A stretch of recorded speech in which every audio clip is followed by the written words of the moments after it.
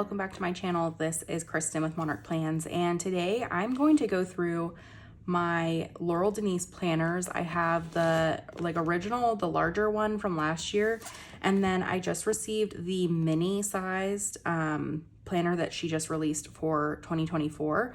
And I wanted to show you kind of the differences between them and give you guys a place to answer any questions. If you have them, you can leave them down in the comments. But I just wanted to compare the sizes, compare what they looked like on the inside, and kind of talk about my experience with the original one and how I'm going to use this other one going forward. So let me just kind of show you my original one. It is a vertical weekly edition, and it's the 2023 version. I got this on clearance, and I can't remember if it was like an oopsie version or there was something wrong with it. I really don't remember, but I was able to get it at a discount because I ordered it pretty late in the year, if I remember correctly. So if you open it up, and I'm sure other people have done, you know, like inside walkthroughs and stuff of this planner, so I'm not going to take too long, but just the gist of it is it's pretty much the size of an 8.5 by 11, but it's like long ways. So instead of like a piece of paper this way, it's this way. So just so you get like the dimensions of it, it's like a piece of paper. So this is a pretty big planner, and though it is pretty compact in terms of like skinny, it is just kind of large, just like the footprint of it. When I open it on my desk, like I can't get it all in one frame, all of that stuff. So you kind of see what I'm talking about. And I got the vertical version. So here is kind of the inside. You can pause it if you need to. And I'm sorry, I can't get like the whole thing in the frame, but I was wanting to use this as more of like a content planner for my shop, and just kind of a way to plan out the things I was going to either release or do for my shop, or, you know, all of that stuff. So I used it for a little while and it worked out really, really well, but I was definitely just experimenting to see if I could figure out exactly how this would work out for me.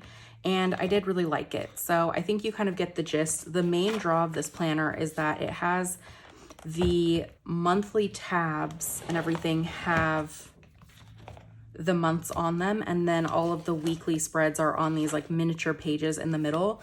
So you get to see your month, your week, and then some like open space here on the side, all in one view. So that's kind of the draw of these planners, which I think is pretty genius, if I may say so. I know that there's lots of people who this works really well, to be able to see it all in one spread. And that's why I thought it would be really good for content planning, because sometimes you just need to see all the things going on in the month in order to write out your to-do list and all that kind of stuff for each of the weeks, in terms of, especially if you're going to be filming something and then editing it later and then posting it and then promoting it and all that kind of stuff. It's not just like a one-day process. It could be spanning a couple weeks. It could span a weekend, all that kind of stuff. So I figure this would be very helpful for content planning. So I used this for a little bit. I think this is a really good tool, but as you know, if you are subscribed to my channel, you know I haven't been the most consistent this year. And I mean, that's not anything new for my channel. I think that there's a lot of things that plague me in terms of being consistent on my channel. I just get distracted, I procrastinate, all that kind of stuff. So I, like everybody else, am in search for the magic planner or the magic tool that is going to help me kind of get focused and get my stuff together. And so this was close to that. When I was being consistent with my videos, this was really helping me.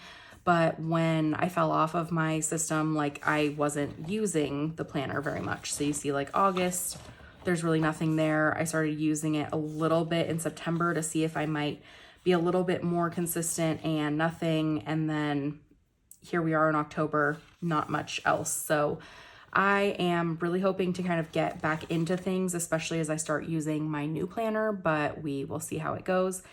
But I just wanted to show everybody kind of the differences between this year's and 2024's planner, especially because I am also someone who thinks that maybe this planner is just a little bit too big. It takes up a lot of space on my desk, and I like to have things open, especially because this is like all my shop related stuff.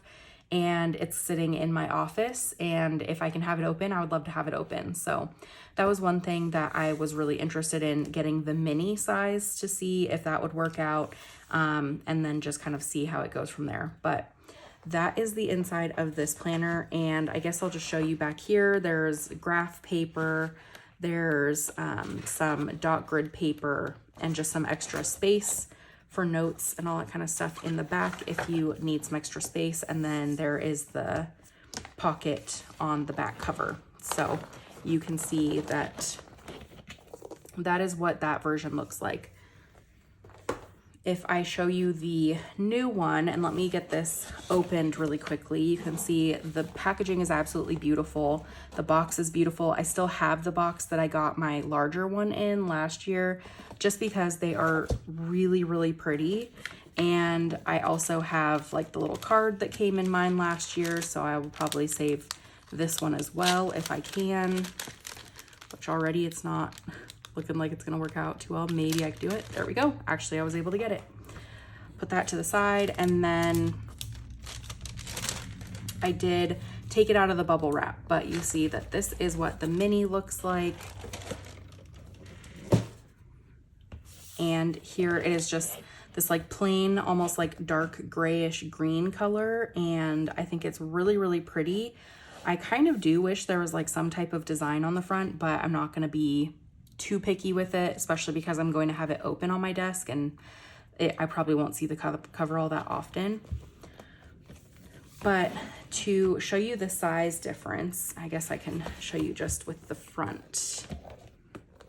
This is the size difference. So quite a bit smaller, and I'm actually very, very excited about that. So you can see it's like an inch, 2 inches smaller on both sides, maybe like an inch and a half. And I think that that is going to make a huge difference in how much space this obviously takes up on my desk, but also just like how manageable it feels, like taking it with me if I need to take it, if I'm working on stuff like at a coffee shop or whatever, if I'm on the go.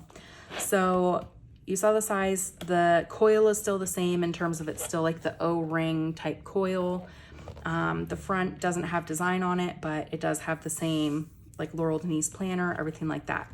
I did get the horizontal weekly edition for this one. The mini size only comes in horizontal at this point, but hopefully if people really like this, she can expand it to be a different size, or expand it to be the vertical as well. So it came with a couple of the little bookmarks here. There's one that says "You are here" and "You are also here." So you can keep track of where you're at. That is different to the one that I got last year with my other planner. The one from the larger planner was like this big. It kind of went all the way over to kind of the far side of the planner, if that makes sense. And so these just being like smaller, they're way more manageable and easy to like flip, and they're easier to move and handle. So I really like the smaller ones. In terms of everything on the inside, it's all pretty much the same. There's really nothing I can notice that's different, but you can see here that the layout itself looks a lot different with the horizontal.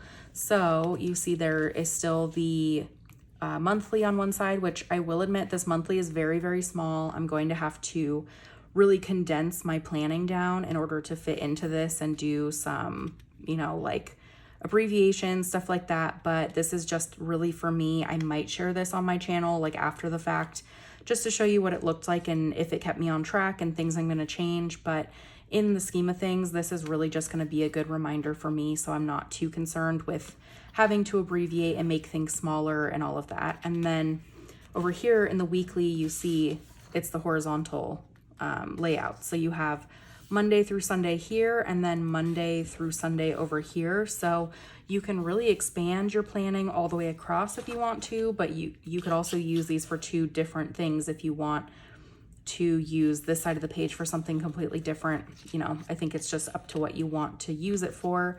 And then we have a this week section here, and then the same thing for all of the weeks of the month.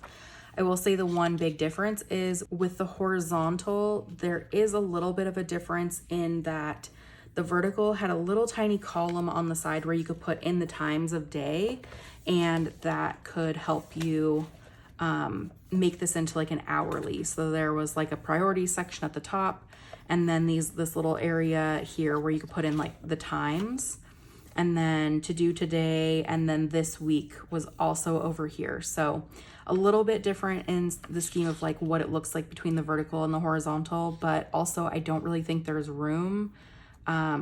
You know, if she were to do a vertical, I don't know how much room there would be to put this in there. It kind of takes up a little bit of space, so I have no idea. The other thing I noticed in the horizontal is that this last page has habit trackers on it, which let me show you really quickly. And that vertical does not. So you see here that there's a habit tracker. There's 6 different sections that you can do for habit tracker. So that's a little bit different than the original one, but it's kind of nice to have a built-in habit tracker so you don't have to take up space somewhere else. And then you see on this page, there is just the dot grid and a to do this month section. So that is what this looks like. And then you just get into the next month here. So you can see it's all the same every month, looks the exact same. And then the back of the planner is for notes. And we have a cat on the desk. So hold on for 1 second while I get him off of here.